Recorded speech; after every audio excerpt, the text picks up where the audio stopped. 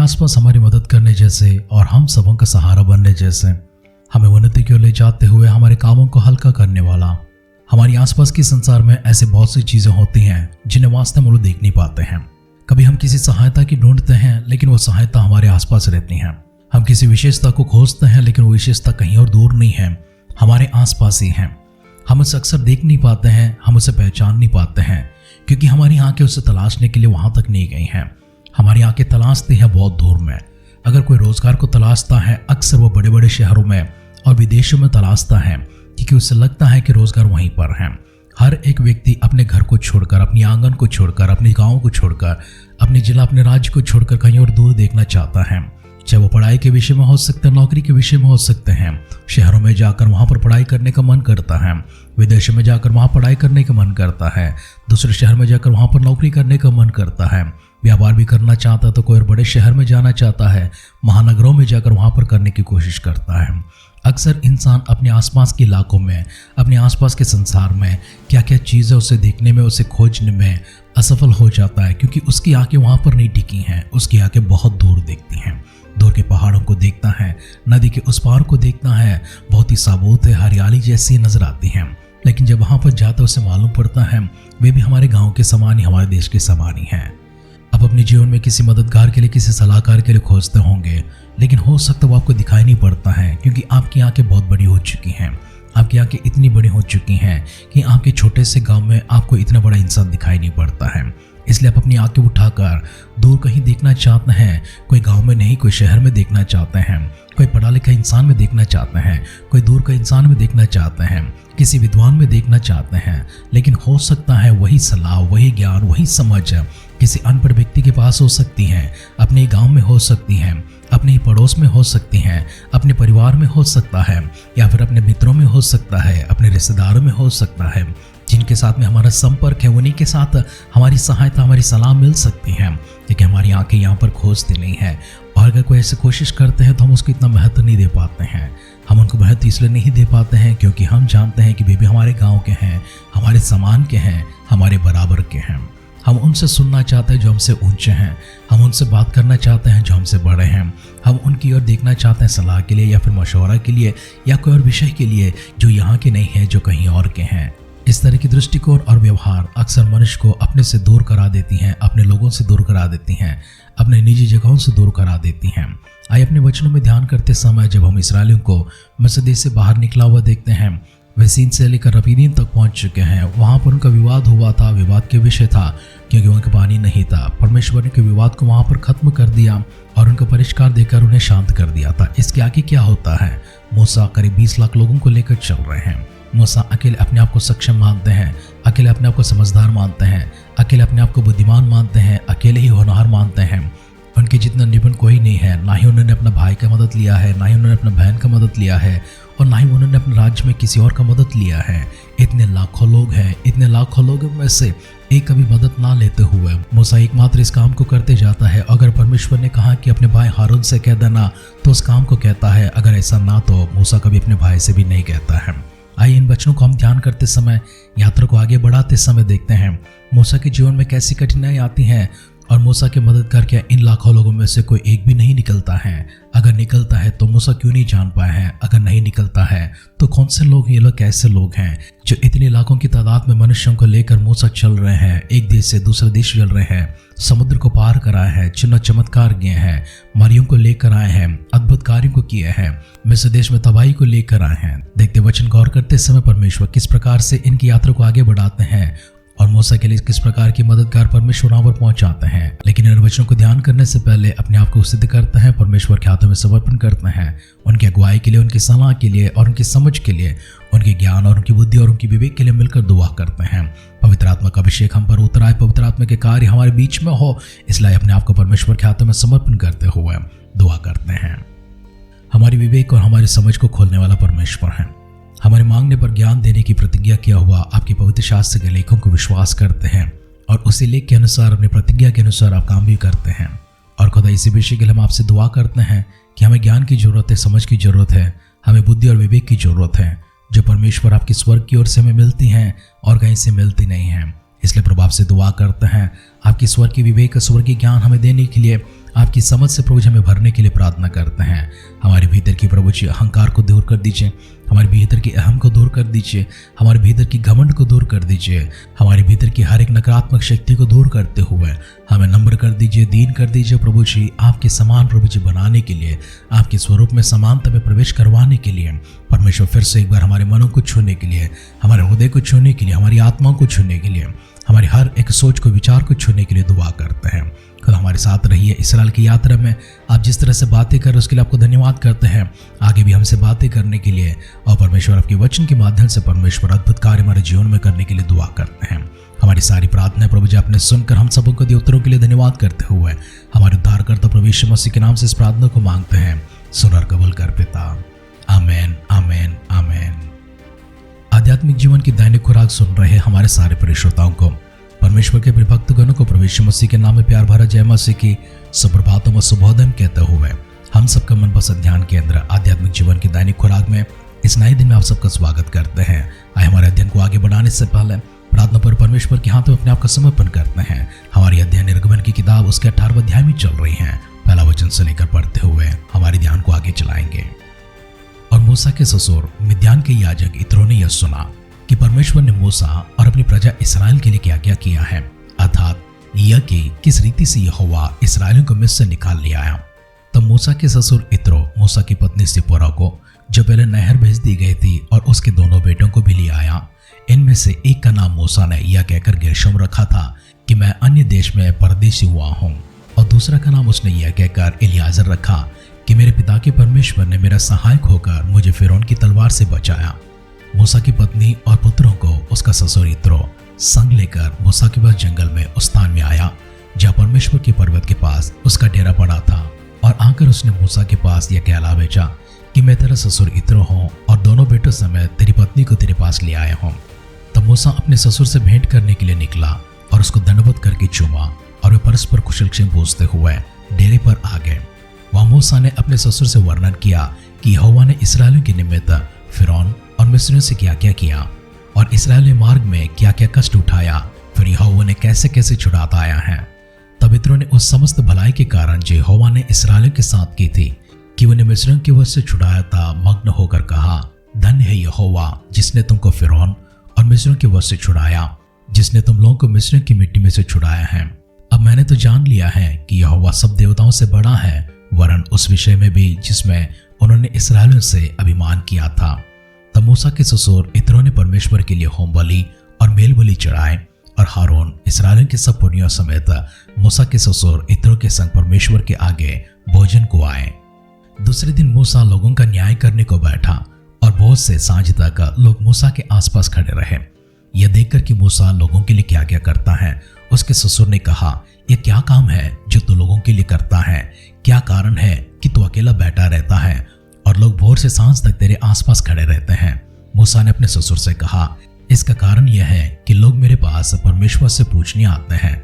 जब जब उनका कोई मुकदमा होता है तब वे मेरे पास आते हैं, और मैं उनके बीच न्याय करता और परमेश्वर की विधि और व्यवस्था उन्हें बताता हूँ।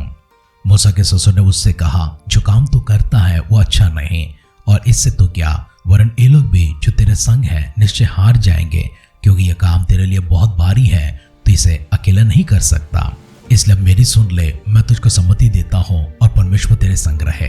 तो इन लोगों के लिए परमेश्वर के सम्मुख जाया कर, और इनके मुकदमों को परमेश्वर के पास तो पहुंचा दिया कर। इन्हें विधि और व्यवस्था प्रकट करके जिस मार्ग पर इन्हें चलना और जो काम इन्हें करना है वह इनको जता दिया कर। फिर तो इन सब लोगों में से ऐसे ऐसे पुरुषों को छांट ले जो गुणी और परमेश्वर का भय मानने वाले, सच्चे और अन्याय के लाभ से घृणा करने वाले हों, और उनको 1000-1000, 100-100, 50-50 और 10-10 मनुष्यों पर प्रधान नियुक्त कर दे, और वे सब समय इन लोगों का न्याय किया करें, और सब बड़े बड़े मुकदमों को तेरे पास ले आए करें, और छोटे छोटे मुकदमों का न्याय आप ही किया करें। तब तेरा बोझ हल्का होगा, क्योंकि इस बोझ को वो भी तेरे साथ उठाएंगे। यदि तू ये उपाय करे और परमेश्वर तुझको ऐसी आज्ञा दे तो तू ठहर सकेगा, और ये सब लोग अपने स्थान को कुशल से पहुंच सकेंगे। अपने ससुर की यह बात मानकर मूसा ने उसके सब वचनों के अनुसार किया। सो उसने सब इस्राएलियों में से गुनी गुनी पुरुष चुनकर उन्हें 1000-1000, 100-100, 50-50, 10-10 लोगों के ऊपर प्रधान ठहराया, और वे सब लोगों का न्याय करने लगे। जो मुकदमा कठिन होता उसे तो मूसा के पास ले आते थे, और सब छोटे मुकदमों को वे आप ही न्याय किया करते थे। और मूसा ने अपने ससुर को विदा किया और उसने अपने देश का मार्ग लिया। अब तक की कहानी को हम लोग इस प्रकार से देखते हैं। रफीदीम में युद्ध होने के बाद, अमालेकियों के ऊपर विजय प्राप्त करने के बाद इस्राएली प्रजा और मूसा अपने जीवन आगे गुजारते हैं। परमेश्वर ने इनका डेरा उठाने के लिए नहीं कहा था, इन्हें यहीं पर रुकने के लिए कहा है। परमेश्वर के आदेश है, जब जब मैं तुझसे कहो तब अपने तंबुओं को उठाना और वहां से चल पड़ना। अगर ऐसा ना हुआ, अपने तंबुओं को वहीं पर रहने देना। परमेश्वर की अगली आदेश को सुनने के लिए और परमेश्वर की आदेश के अनुसार चलने के लिए मूसा वहीं पर इंतजार कर रहे थे। और इस बीच में इत्रो को खबर मिली है जो मिद्यान देश में रहते हैं, और मूसा से मिलने के लिए इत्रो मिद्यान से लेकर रफीदीम तक पहुंच जाते हैं। इत्रो मिद्यान देश के एक याजक हैं जिन्होंने अपनी बेटी सिपोरा को दिया है। मूसा और सिपोरा के 2 बेटे हुए हैं जिनका नाम उन्होंने इस तरह से रखा है। पहला का नाम उन्हें गेर्शोम रखा क्योंकि वो परदेसी होकर रहता था, और दूसरे का नाम उसने एलियाजर रखा है क्योंकि मूसा ने कहा है, मेरे पिता के परमेश्वर ने मेरा सहायक बनकर मुझे फिरौन की तलवार से बचाए हैं। इस तरह से मूसा अपनी पत्नी को और दोनों बच्चों को वापस भेज दिया था। इत्रो के साथ में वे मिद्यान में रहने लगे थे। लेकिन मिद्यान के इत्रो ने जब सुना है किस तरह से परमेश्वर इनकी सहायता करते हुए इन्हें मिस्र देश में से छुड़ाकर लेकर आए हैं, अब वे रफीदीम तक पहुंच चुके हैं मूसा का कुशल समाचार सुनने के लिए, और साथ ही साथ में मूसा की पत्नी और बच्चों को दोनों उनके हाथों में सौंपने के लिए आए हैं। मूसा के तंबू के पास पहुंचने के बाद मूसा के पास खबर भिजवाते हैं कि मैं तेरा ससुर इत्रो आ चुका हूं। मूसा जैसे बाहर आते हैं, उनको दंडवत करते हैं, उन्हें गले लगाते हैं, उन्हें चूमते हैं और दोनों कुशल क्षेम का समाचार सुनते हैं। उसके बाद मूसा ने सब बातों का वर्णन किया है, कैसे परमेश्वर के साथ रहकर मिस्र से उन्हें छुड़ा लेकर आए हैं और यात्रा में इस्राएल ने किस प्रकार के कष्टों का अनुभव किया है। इन सारी बातों को सुनने के बाद इत्रो ने कहा है, अब मैं जान चुका हूँ कि सारे देवताओं में केवल यहोवा एकमात्र परमेश्वर है, उनको छोड़ा और कोई है ही नहीं। इस बयान को देने के बाद इत्रो ने वेदी बनाकर परमेश्वर को होम बलि चढ़ाया। हारून, मूसा, इत्रो और सारे पुरनी मिलकर परमेश्वर के सामने भोजन के लिए बैठे थे। इत्रो ने जब अगला दिन देखा मूसा अपने काम पर चले गए हैं। मूसा काम पर गए हैं लेकिन अकेले बैठे हुए हैं, उनके पास बहुत से लोग खड़े हुए हैं। इन सबों को देखा है, सांझ हो गई थी। अपने डेरे में वापस लौटने के बाद इत्रो ने मूसा से पूछा, ये काम कौन सी है जो तू करता है? ये काम सही नहीं है, तो इस तरह से करता है, न केवल तू परंतु सब लोग हार मान जाएंगे। मूसा ने कहा, मैं तो इनका मुकदमा करता हूँ, इनका न्याय करता हूँ, परमेश्वर की ओर से व्यवस्था को सुनता हूँ और मैं इनको बताता हूँ। इत्रो ने कहा, जो तू करता है सही नहीं करता है, मेरी एक सलाह तो सुन ले। मैं चाहता हूँ कि तू 1000 के ऊपर, 100 के ऊपर, 50 के ऊपर, वरन 10 के ऊपर किसी प्रधान को ठहराए। छोटे छोटे मुकदमे भी आप लड़ेंगे, उसका न्याय भी खुद करेंगे, लेकिन जो बड़ा मुकदमा होगा जो वो नहीं कर सकते हैं वे तुम्हारे पास लेकर आएंगे। ऐसे सलाह देने के बाद इत्रो ने एक शब्द जोड़ते हुए अपनी बातों को समाप्त किया है, अगर यहोवा परमेश्वर तुझसे कहे इस प्रकार करने के लिए तो वैसा किया कर। मूसा से इत्रो ने जो बात कही है मूसा को अच्छा लगा है और इसलिए उन्होंने इसी प्रकार से किया। और जब उन्होंने ढूंढना आरंभ किया, प्रयास किया, मेहनत किया, उनके आसपास ही 1000 के ऊपर, 100 के ऊपर, 50 के ऊपर, 10 के ऊपर प्रधान ठहरे हैं। वो कोई और दूर से नहीं आए थे, किसी और नगर से नहीं आए थे, किसी और शहर से नहीं आए थे, किसी और देश से नहीं आए थे, ना ही मिस्र देश से आए थे, ना ही कोई पड़ोसी और देश से आए थे, वरन इन्हीं के बीच में से निकले थे। इसलिए हमने आरंभ के शब्दों में कहा है, अगर हमारी आंखें आसपास ढूंढती हैं सब कुछ हमारे आसपास नजर आता है। हमारी आंखें अगर दूर ढूंढने लगती हैं सब कुछ दूर ही नजर आता है। वचन सुन रहे प्रियजनों, आपकी आंखें कहाँ पर तलाशती हैं? करीब तलाशती हैं या फिर दूर तलाशती हैं? आपकी आंखें छोटे बनकर तलाशती हैं या फिर बड़े होकर तलाशती हैं? मूसा ने सोचा था, मेरे जितना विद्वान, मेरे जितना ज्ञानी और निपुण कोई नहीं है, परमेश्वर के सामने जगह बात करने वाला मुझसे और कोई नहीं है। इसी कारण से उसने किसी और की मदद नहीं लिया है, किसी और की सलाह नहीं लिया है, लेकिन उनसे भी बढ़कर पिता की दर्जा में रहते हुए एक याजक बनकर एक सलाहकार के रूप में इत्रो जब आते हैं उनका ससुर, उनकी बातों को सुनते हैं और मूसा ने परमेश्वर के उसे सलाह के रूप में से स्वीकार करते हुए इसका अनुसरण किया था। और इसके बाद परिणाम हुआ कि मूसा का काम हल्का हो गया था। बड़े बड़े मुकदमा सिर्फ मूसा लड़ते हैं, छोटे छोटे मुकदमा सभी आसपास में रहने वाले उन्हीं के न्याय, उन्हीं के प्राचीन और उन्हीं के अपने लड़ते हैं और उनका न्याय करते हैं। इस तरह से सारा इस्राएल के ऊपर सम्मति का एक सलाह इत्रो ने प्रदान किया था।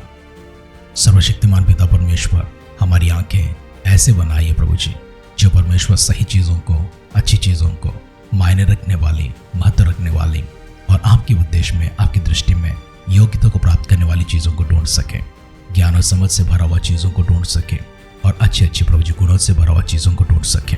हमारी आंखों को, हमारे कानों को प्रभु जी इस तरह से आप सिद्ध कर दीजिए जिससे परमेश्वर हम आगे से जो कुछ भी देखेंगे, जो कुछ भी सुनेंगे परमेश्वर, वो प्रभु जी अपने आप को दीन करते हुए, नम्र करते हुए, घटाते हुए हमारी आंखों को छोटा करते हुए, हमारे कानों को छोटा करते हुए परमेश्वर हम देख पाए, हम सुन पाए।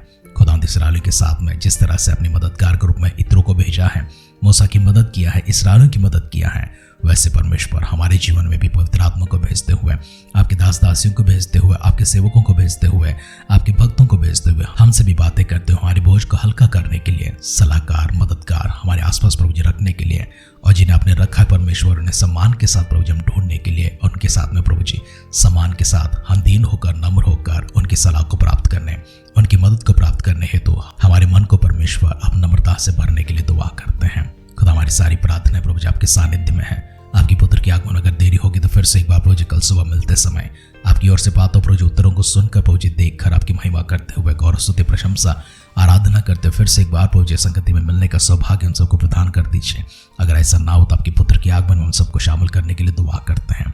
प्रार्थना सुनकर परमेश्वर के उत्तरों के लिए बहुत धन्यवाद करते हुए हमारे उद्धार करते प्रभु यीशु मसीह के नाम से इस दुआ को मांगते हैं, सुनर कबूल कर पिता। आमेन, आमेन, आमेन। हमें जिंदगी में अगर बड़ा होना है, हमारी आंखों को छोटा करना है, हमारे कानों को छोटा करना है, हमें तरक्की की ओर जाना है, अपने कद को छोटा करना है, अपने पद को छोटा करना है, हमें सम्मान को प्राप्त करना है, अपने सम्मान को छोटा करना है, अपने मान को छोटा करना है, हम सभी की दृष्टि में योग्यता को और परमेश्वर की दृष्टि में भी योग्यता को प्राप्त करना है, हमारे अहंकार को, हमारे घमंड को भी छोटा करना है। परमेश्वर इस प्रकार की आंखें, इस प्रकार के कान, इस प्रकार की जबान, इस प्रकार का मन, बुद्धि, विवेक और रवैया हम सबको प्रदान करें, जिससे हम अपने आप को छोटा कर सके, घटा सके, दूसरों का मान सम्मान करते हुए, हम परमेश्वर की विधियों के अनुसार चलते हुए, खुदावंत को भी महिमा देते हुए, आदर करते हुए, सम्मान करते हुए, एक सम्मानित जगह पर पहुंचते हुए आशीषमान अद्भुत एक जीवन को प्राप्त करने के लिए परमेश्वर की ओर से वरदान के रूप में मिलता हुआ उस सौभाग्य में हम सब प्रवेश करने के लिए अपने आप को दीन और नम्र करते हैं। परमेश्वर इन बातों के साथ में आप सबों को बहुत आज की आशीष और बरकतें प्रदान करें। हमारी सी दुआ और कामना के साथ आज की ध्यान के पर समाप्त करते हैं। आप सुनते रहिए, सुनाते रहिए आध्यात्मिक जीवन की दैनिक खुराक। कल फिर मिलेंगे। अपना ख्याल रखिए, अपनों का ख्याल रखिए, दूसरों का भी ख्याल रखिए। God bless you.